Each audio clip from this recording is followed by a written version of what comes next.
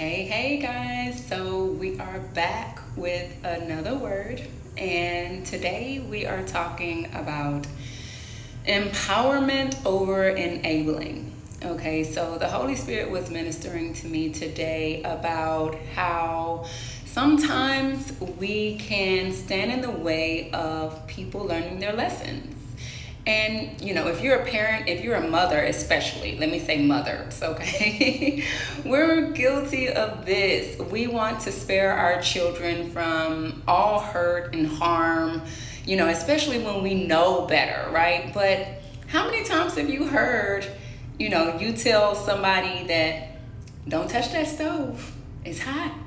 And they don't listen until they touch the stove and see that it's hot, all right? So it took for them to feel it for themselves, to experience it for themselves, right? And we know that the best, lesson is experience. And so in that, what they've learned is life skills. They don't know just what you told them. They know why you told them that. And that's when it sticks. Okay, that's when they value the lesson. People often, right, we get into this, like I said, this mothering, this parenting mindset, and it can turn into control because we hope that people would just listen to what we're saying in hopes that they trust that we know better, but it doesn't stick. And the best thing that you can do is empower your child to learn for themselves so they may protect themselves even when you are not around.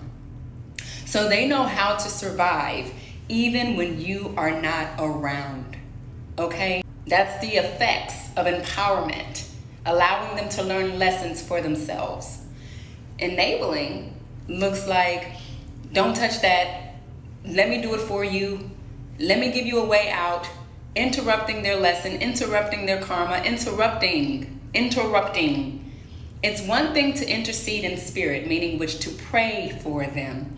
It's another thing to intercede or to intercept their karma in the real world, in the natural world. Let me put it that way, because the spiritual world is very real. So in the natural world, to intercept their karma, to not allow them to learn. And when somebody's been sheltered, okay, they've been sheltered from learning, they've been sheltered from experience, and then they go out into the world and they're naive and they think that everyone means them well. They don't have discernment, they don't have street sense, common sense, right? Because you've been their sense for them. So when you are not around, when you are not present, now they are lacking said sense. We don't want to do that. The best thing you can do for your loved ones and your descendants, your children, is to let them learn their lessons. And this doesn't just apply to your children. Consider this for all of your relationships, all of your connections. You want them to feel empowered. You want them to believe in themselves. You want them to cultivate this self-esteem, okay? And that's how they build their confidence. That's how they build their self-worth. When they know they deserve better, when they know better, they're going to do better. Well, at least we hope they do. Okay? And so that's the word that the Holy Spirit told me today.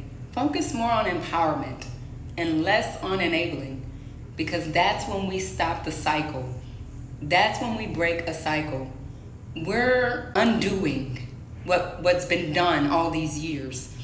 The reason why we've been taught to prevent or to spare our children, obviously it's because we want to, and it's parenting and it's nurturing.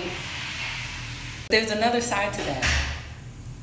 We've had to go through some trenches, and there was a time when if we did not share with our children or our loved ones not to do something, we lose them.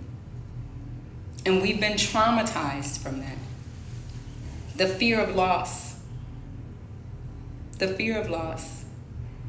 But those times are over. The tables have turned. And we know that we have full control and all power. That there's only one God sitting on the throne. And that the first shall be last and the last shall be first. It's our time. I love you. If you need coaching, one-on-one sessions about how to break these cycles, how to step into your power so that you may be the example for others, click the link in my bio. Go to my website, www.groundupselflove.com. Schedule your appointment, schedule your session with me. If you need just a practical tool, you want to do this on your own, no problem. Get my Ground Up Self-Love workbook for generational curse breakers, okay? And if you need support, say community and empowerment, all right? Not enablement, but empowerment.